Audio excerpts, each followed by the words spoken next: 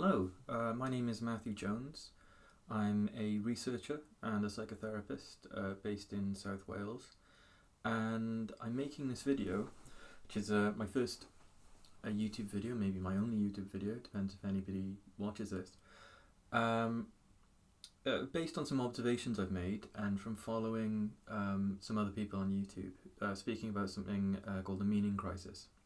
And the meaning crisis has been the term has been around since kind of the 1980s, I think, in the literature, but it's really come to prominence, being discussed by most notably John Vervaeke, the cognitive scientist, Canadian cognitive scientist, and he's discussed that with people like Jordan Peterson, Jonathan Pajot, and it refers to this kind of aggregate scale kind of existential injury, where people across predominantly the Western world are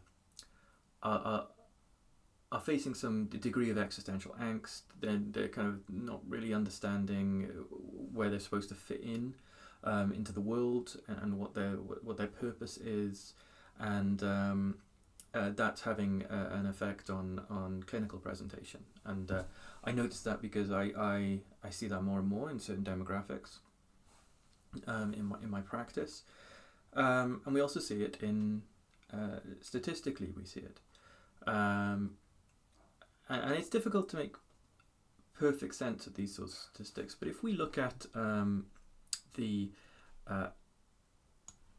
if we take a look at statistics around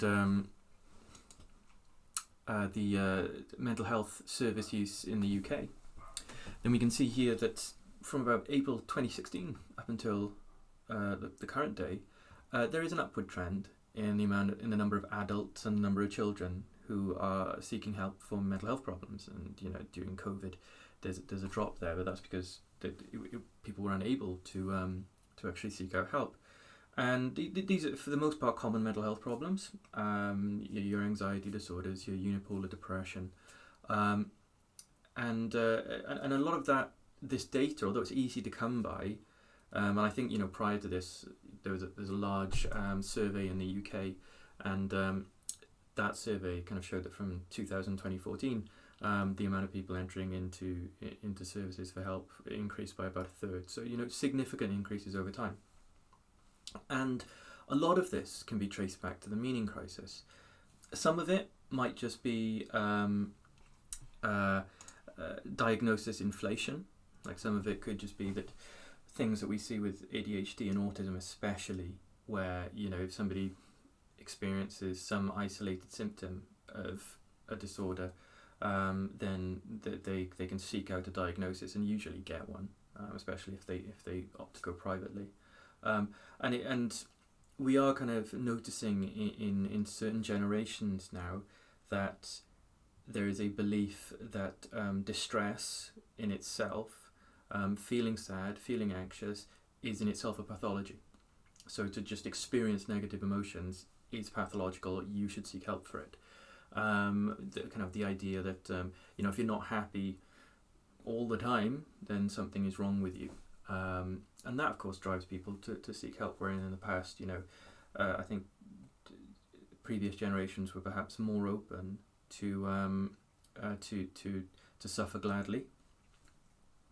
So that plays a role. However, this has all led me to think about, the meaning crisis is being discussed, and we're discussing it in cognitive terms, and we're discussing it in mental health terms. And but really, I wanted to know, when did it begin? And also, I wanted to think about it in religious terms too, mainly because I think the link between the transcendent, to me that would be God, but to other people I suppose it may be other things. The link between the transcendent and the meaning crisis is obvious. People, in order to find meaning, you generally have to have something that you are aiming towards, some sort of telos. Because otherwise you're just trying to find meaning.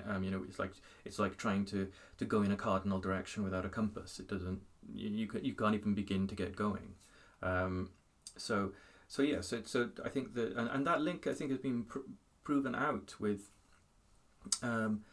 examples might be Jonathan Vervaeke's conversations with religious thinkers. The Daily Wire did a gospel series recently. It was really good, I thought, anyway.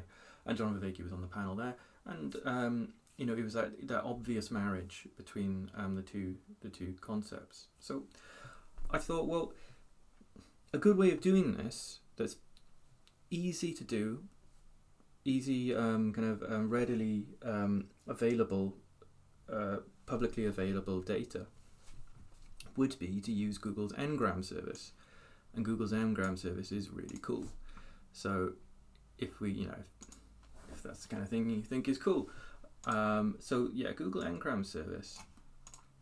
If we look here, we see this chart, and when you fire up Google ngram by going to books.google's ngrams, this is what you'll see. And this is a proportion of ngrams, and ngrams are just counts of words. So that's n2, n2, n1, single ngram, because it's just one word. It's two words. What Google does is it will then look at what, it's not the entire English language corpus, but it's not far off. It's huge. We're talking like 500 billion words or something. That it's mad. So it's a lot of data, and you can just look for phrases. So what does it mean to be in a crisis of meaning? Well, it means that, as far as I can see, and I'd love to hear other people's thoughts on this, it means that people are suddenly, frantically, and in many ways dangerously, especially when we think about psychopathology, seeking out meaning. Okay, well, why would that be then? Why are people doing this? Why has it happened so suddenly that we can kind of pinpoint it as a cultural movement? Why is that? Why is it so salient to us? Okay, well, that must mean that there must have been a period beforehand when people were not seeking out meaning. Okay, well, maybe they didn't feel the need to. Maybe it didn't cross people's minds. Maybe people were happy to be distracted, to just live very like a hedonistic sort of life. When we think of well-being, we can split up well-being as something distinct but related to mental health as eudaimonic and hedonic well-being. And eudaimonic is the well-being we get from knowing our place in the world and orientating ourselves in accordance with our values. If I value being a good father, then my eudaimonic well-being might depend to some significant degree on the time I spend with my children, the activities we do. Hedonic well-being would be more like the time I spend playing video games, or drinking beer, or just having a good time, essentially. So it may be that people were, perhaps for a long time, more involved with, more focused towards that aspect of well-being, and maybe that means they weren't seeking out meaning as much. If that's the case, we need to find out, well, how would we notice that change in behaviour on an aggregate scale over a very long time? I would argue that the component pieces, the absolute foundational building blocks of seeking out meaning is asking questions. I don't see how you could begin to find meaning without asking questions. And that's handy for us, because if we go to Google Ngram, and this is from the year 1800 onwards, you can go back further, right up to 1500, but I wouldn't bother, because the age of mass literacy is, in the English-speaking world anyway, is 1800 onwards. You've had time for the printing press to proliferate and be I suppose mass-produced by this time in some way. And you've also got time for educational reform and educational initiatives. So you've got the ingredients for mass literacy. So I'll take out these terms, and I'll pop in a control term just to begin with, so you can see like how how clever Google ngram is in terms of the data it shows us. This is smooth, by the way, so it's not completely raw.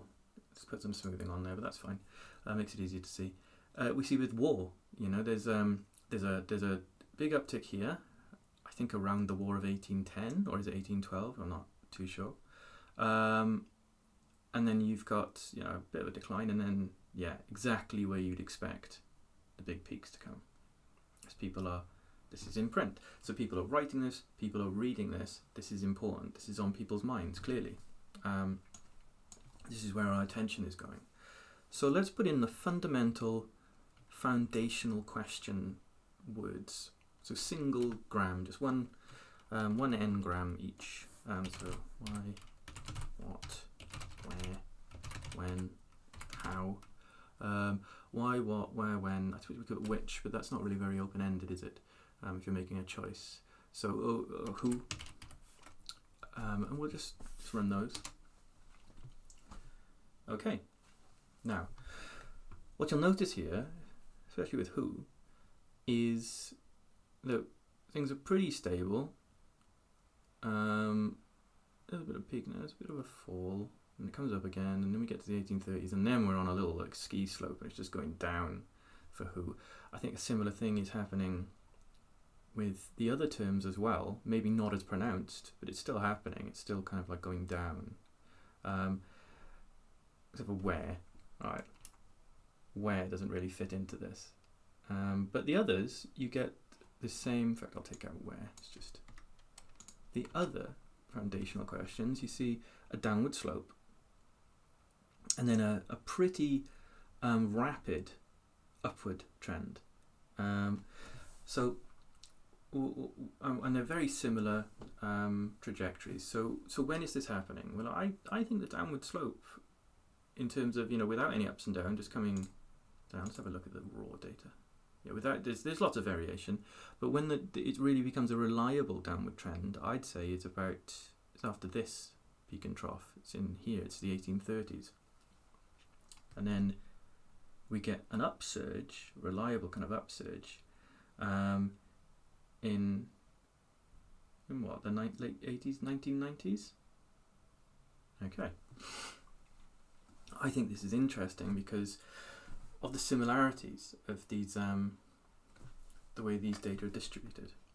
So, working, also just relating back to the conceptual relationship between asking questions, seeking meaning, and God, or the transcendent.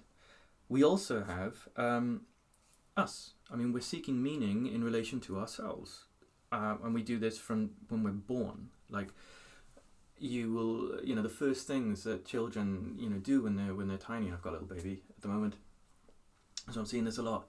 They begin to try and speak and pointing. They'll want to point things out. They'll be making sense of the world, and they'll want to share that with you, with anyone really. So they'll start pointing at things, and we've got elongated digits that are very easy for lots of things. They allow us to grasp stuff, and but they also allow us to draw objects in our environment into salience. So we can point. We can share meaning very easily because our eyes. We have this white sclera that's very big, and then we've got our iris. That's the contrast in color is quite pronounced. So you can very easily see where we're looking, and children pick up on that very, very much so. They'll look where you look. And of course we have language. We are able to use language in kind of multiple relational frames, so that we can draw salience to things. We can describe things in great detail to one another. And unlike, let's say, animals, we can do it bidirectionally. So if I say to my dog, walkies, and then I take him for a walk, he will associate the word walkies with taken for a walk. If I take him for a walk and then say to him, that was walkies, it doesn't work. Like, he can't do that. He doesn't have the same kind of language abilities as we do. So we're kind of meaning-making machines, that's what we do. So books that speak to us will use the word you, or maybe the word your, or like if it's you as you are, maybe that would be in there too. I'm not a linguist, but so books that speak to us would have that. Maybe we'll be more interested in writing books that actually communicate with the reader, and reading books that communicate with the reader if we're seeking meaning. Let's have a look. Well, as you can see, it's not really. I don't think that really is involved here anyway. But I mean, you can see your.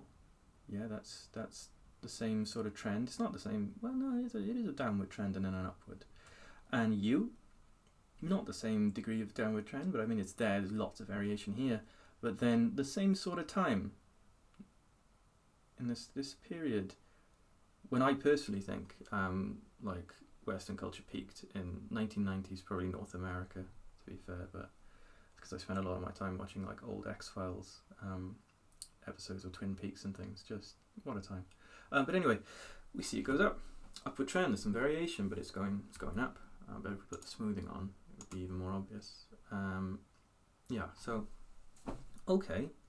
So that's making sense. Let's put in God.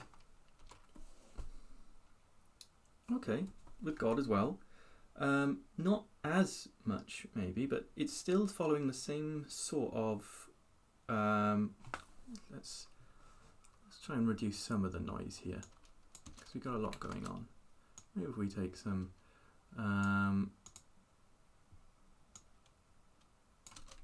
stuff out, we'll be able to see a bit more easily.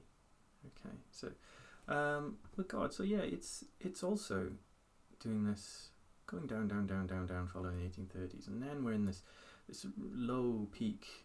Low kind of plateau, and then we're coming up again. All right, I think these are similar patterns. Now we're just eyeballing this. What you can do is you can download the data. There's not really a place you can click to do that, but I do have a Python script that I've written that will scrape data from an ngram viewer. If anyone is watching this and anyone wants that script, please let me know. I will send it to you. And then you can actually run some analysis. I have. I'm almost ashamed to say. And I can look at that in a minute. But first, what if we're just looking at books? We're just looking at the English language corpus.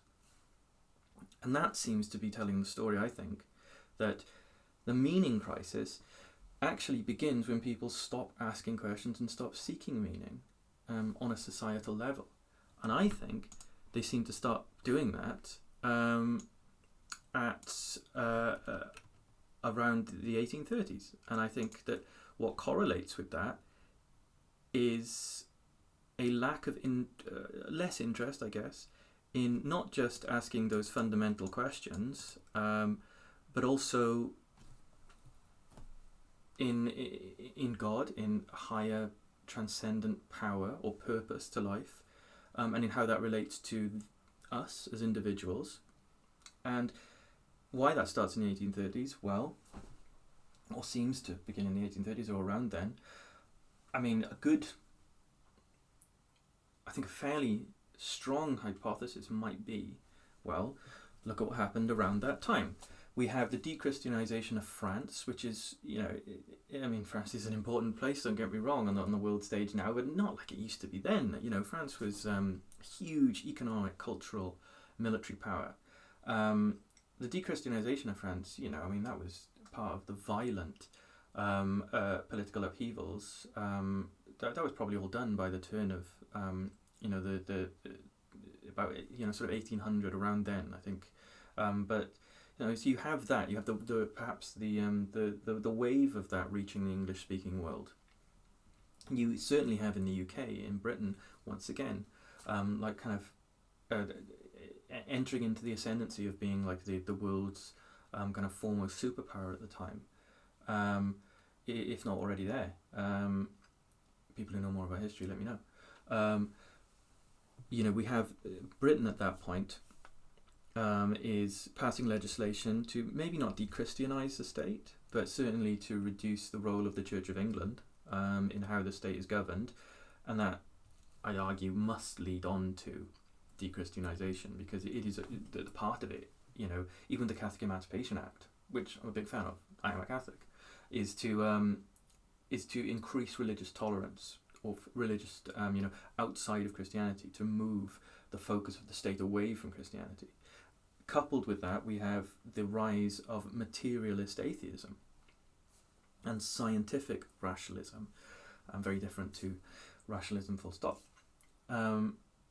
You have the emergence of people like Robert Owen, kind of Owenite movement, William Saul, perhaps, people who, were completely convinced that you could find meaning in life without religion, just using science and the scientific method, or perhaps were kind of the opinion that there was perhaps no point in attempting to find meaning in life. Perhaps the only point is to progress technically and scientifically, which is a completely different endeavour. So you have these movements that are starting to burst into life.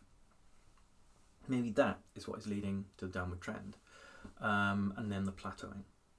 And then maybe we get to the 90s, late 80s, early 1990s, a time of, strangely, I think, after someone who was alive in the 1990s and kind of like a younger person in the 2000s, a decade after, it was a time that was strangely more hedonic, more pleasure-seeking, but more innocent at the same time, which is an odd situation to be in, really. But maybe by this point, kind of the living life where really you're just kind of chasing happiness. You are not really interested in meaning, for on an aggregate level. I'm not talking about everybody. And maybe trying to put progress, civic, technological, scientific progress, as being the kind of the telos, the thing that you orientate towards on a societal level. Maybe that has started to wear thin by then, and maybe what we're seeing now, it's not so much a meaning crisis, but is a renewed hunger for meaning, and that's a crisis in one respect. Yeah, okay, people are iller than they have been, it appears, but maybe this is just part and parcel of this process, this kind of inertial, cumulative wave of seeking out meaning, and this is how we're now seeing it. People want to understand themselves more, and how the world works. So, if that's true, well, maybe we'll see it in search data. Google Trends will allow us to see that. Jean Marsh. If we just press explore, it'll start going. I don't know who Jean Marsh is, but cool, good for them. We'll go worldwide.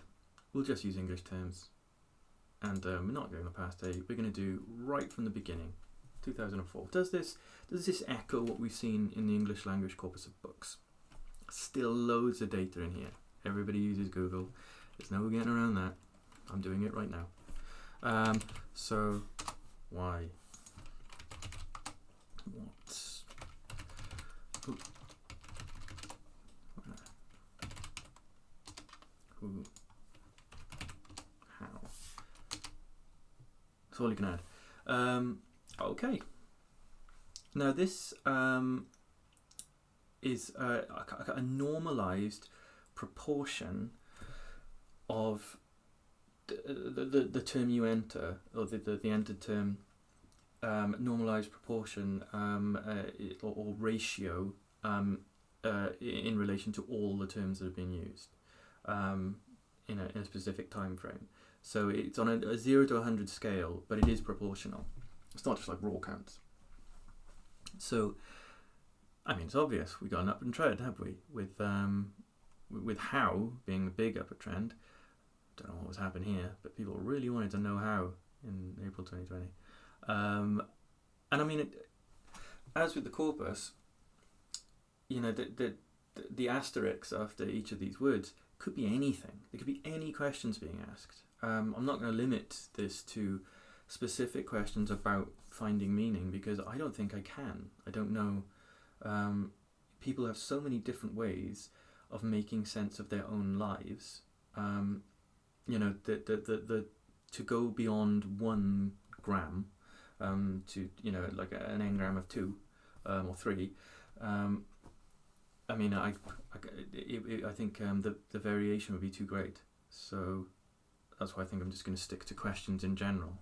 Questions in general, actually, yeah. God, question mark. What happens there? Same thing. Look at that. Big explosion. So I mean, it's not as perhaps we look at the beginning values. 553. It's over here. Okay, yeah, they've gone up. They've significantly gone up. They just don't look it. It looks like a bit of a plateau because these two are so. The trend is so big, so exaggerated. Okay, we're seeing similar things. Now I can't put in new because when people are searching on the internet, of course, it's not the same orientation to the word. So perspective even. So I have to put I or me or my, I guess. Oh, that didn't work.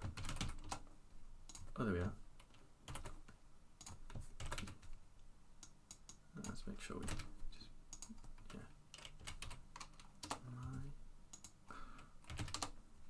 having trouble with this. Right. Remove that. Okay, so what does that look like? Okay. Well, perhaps people are searching for meaning, but they may not be searching for God yet. On a very large scale, that's just staying where it is. But everything else, it's that familiar upward trend. So why is this? I still think that this data it supports the view that actually the meaning crisis, even if if you have a little look on Google Scholar and you put in meaning crisis in in quotations, you will find sort of research papers, monograms, posters, what have you, maybe from the 1980s, talking about a meaning crisis in a Western place. And then I think you'll find that the work of John Vervaeke absolutely has kind of taken this much more into the mainstream.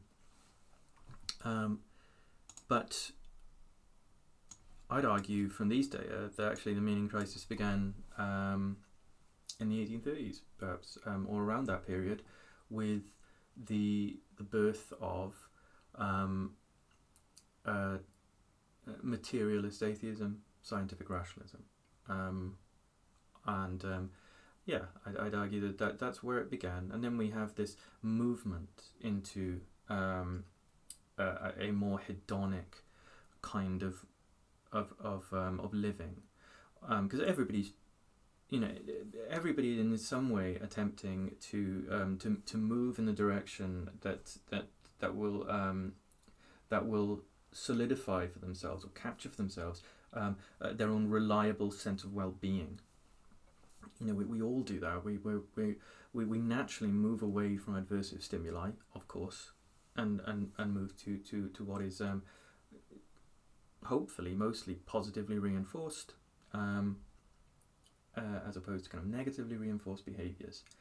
And it may be that if we look at that time between kind of the 1830s, 1840s, that sort of time up until now, I mean, it has been a fairly hedonic time, I think.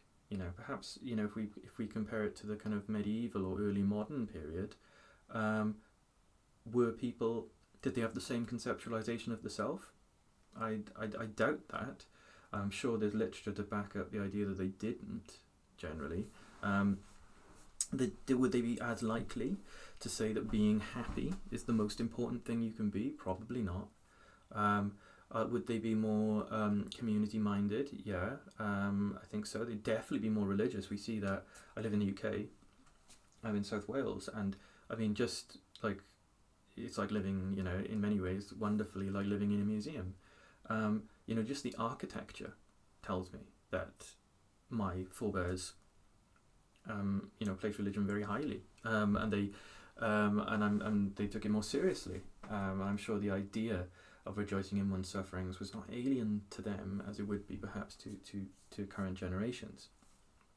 So I think there's a lot of evidence to say that this is a strong theory.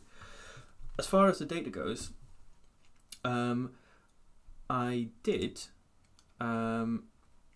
actually kind of download some of that ngram data, and I did throw it into a statistical package called JASP, which stands for Jeffrey's Amazing Stats Program, and which comes out of the University of Amsterdam. It's really good, and I did have a little look at some of these trends in there just to make sure that what we're eyeballing is actually statistically significant and sound. So I'll just share that with you. So you can see here, this is the ngram data. I've popped it into JASP. This is the same, it's a timeline. It's exactly the same as you'd see over time. Ignore this, it doesn't really make any sense. Those are the wrong labels, but it doesn't matter. But it's the same data. Now what we see here, and I won't go too into this, is essentially the data, when we first look at it, we can not rule out that it might all just be down to kind of random effects. It might just be down to chance. We can't completely rule that out, but we can't rule it in either. So, all right, what do we do then? So we do another test. This is called, these two tests are called Augmented Dickey-Fuller test and a KPSS test, because look at all these names, nobody says that. But they're time series tests. They essentially look for observable or reliable patterns in data that would tell you that there's a real trend there and stuff isn't just happening because of some unknown or many unknown variables are affecting the data. Like, because sometimes something can look like a trend, but it's not really a trend, especially if people report data in a certain way. For example, very simple example, if I've got a coffee shop and I'm selling 2 coffees every day, on average, I might collate my data to show that, and you might say, well, I sold 2 coffees on Monday, by Tuesday I'd sold 4 coffees, by Wednesday I'd sold 6 coffees, and it's like, well, that's an upward trend if that's the way I'm recording my data, but of course it's not really an upward trend, it's completely stable, I'm just selling 2 coffees each day. So it's, that's just one way, that's a very simple example, but anyway, we do another test called an ARIMA, which is a bit more complicated, but it's easy to do with stats packages these days. Once again, I won't go too far into it unless someone watches this and actually wants me to, in which case absolutely I will. But what we see here is that the data fits the model very, very well. There's not much going on in terms of noise or like kind of variance we can't account for, and everything is statistically significant, so it's not down to chance.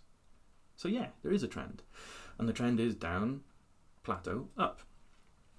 And if we forecast what will happen next, we see that it's most likely that the trend will keep going up, and it could land in this range, unlikely land here, could land in here, most likely to just take this sort of thing, where it's going to plateau, but that will be, I've plotted in 50 years there. So over the next half a century, it's likely to come up and plateau, maybe not reach the heights that it once was at, but there we go. So it appears that interest in God, as far as the English language corpus is concerned, is going up. And questions, why? There's a question, just picked out. We can do exactly the same thing. And it seems like people are likely to keep asking questions now, using these fundamental question terms. So I'll just do an ARIMA for what is it, U. How often that's being used. I did put other things in here, but I'm not going to go into them right now. I can do. There's no reason why I can't. But Oh, that should be fine, shouldn't it? Forecasting. Yeah. Okay, so what we get going on here is, plot that please, a similar thing. There we are, look at that. People are more interested, and they're going to stay more interested as far as the corpus of English language text is concerned in themselves. They want books that speak to them. I would say this is all evidence of meaning seeking and meaning making, hopefully. But there we are, and if I do things, you know, the search data will get similar stuff. In fact, if we do this with searching for God, it's pretty stable. There is what looks like, you know, there is an upward increase. The data here actually tells us straight away that there is an upward trend, although it's just not very, it's not particularly pronounced. But we can see it.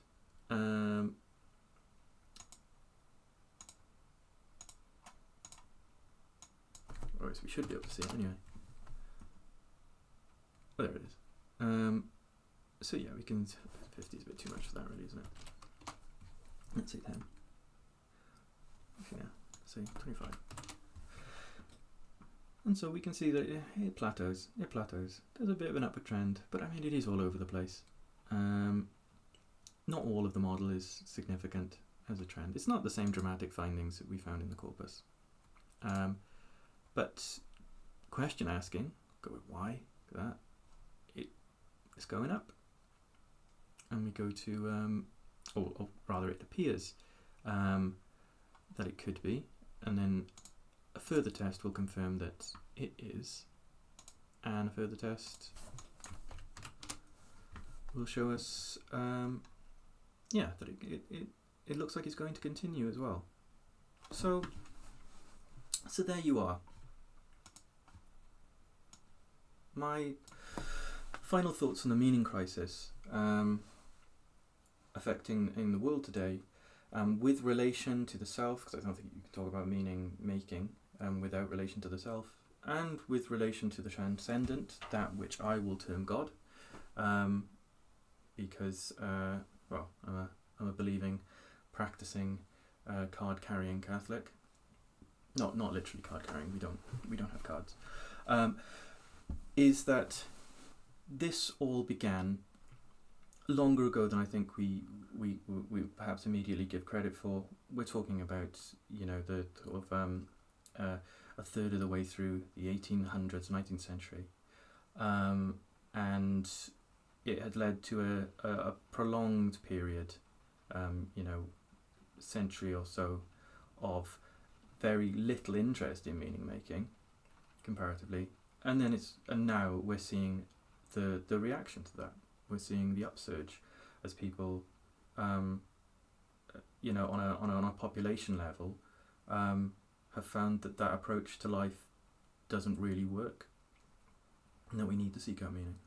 And I think that's a really good thing. I think this may have implications for the re-enchantment that people speak about, and I don't know of any reliable data. I'm sure I can find it, but just anecdotally, I do notice that the Catholic churches of South Wales appear to be fuller than they were before. Then again, this is Easter, and the Catholic population grows, you know, during Easter and during Christmas. One of those miracles. Sorry, that sounded so shitty, didn't it? Yeah, it's you know, but I have noticed just generally that, you know, there seem to be more people, and I have evangelical friends, and they report the same thing, really, that there's a lot more people turning up to their services and, you know, putting their hands in the air and singing 10-minute long soft rock songs. So yeah, it's so maybe it has implications for that. Anyway, if anyone has seen this, thanks for listening, and let me know your thoughts.